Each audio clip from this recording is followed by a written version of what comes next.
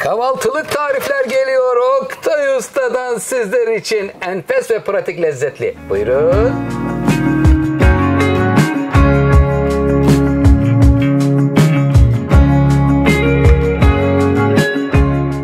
Kıymetli takipçilerim, sizler için enfes bir kahvaltılık hazırlıyorum. Malzemeleri çok kolay, yapılışı da pratik. Efendim neler var malzemelerinde? Hemen paylaşayım. 2 tane yumurtamız var. 2 su bardağı süt.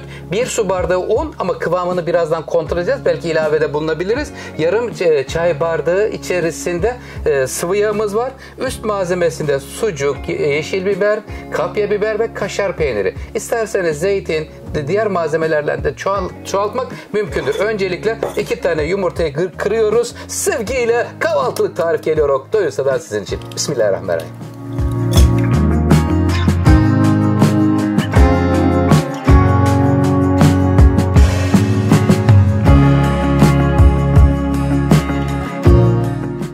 Kahvaltılığımız için artı 1 bardak daha un ilave ettim. Yani toplamda 2 su bardağı un almış oldu.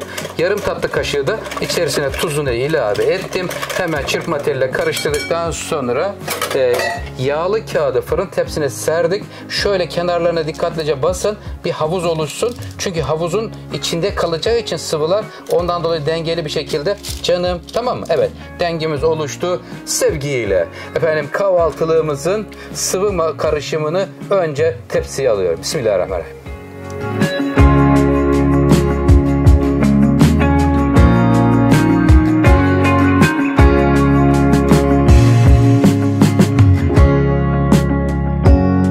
Kahvaltılığımız çok renkli oldu. Sıvısını döktükten sonra rendelenmiş kaşar peyniri, sucuk, kapya biber, yeşil biber, böyle bol malzemeli. İçerisine zeytin de ilave edebilirsiniz. Güzel, böyle çok renkli bir kahvaltılık oldu. Hafta sonunda, hafta içinde sevdiklerinize siz de hazırlayabilirsiniz. Şimdi burada kaşar peynirimiz şöyle küçük bir kase içerisindeydi. Alt zemine kaşar peyniri serpmiştim. Biraz da ayırdım üstüne, böyle hafiften bir dokunuş olsun diye. Evet, şimdi fırınımız 170 derece. Alt üst ayarda, fırının orta katın bir altına sevgiyle gidiyor. Canım, iyi yolculuklar.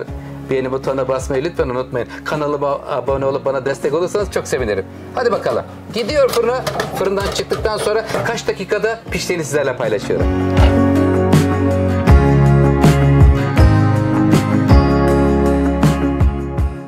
Kahvaltılık tarif dedik efendim. Hem fırından çıkıyor. Tam 30 dakika. Aç kapı. Aman yakın durmayın. Allah korusun.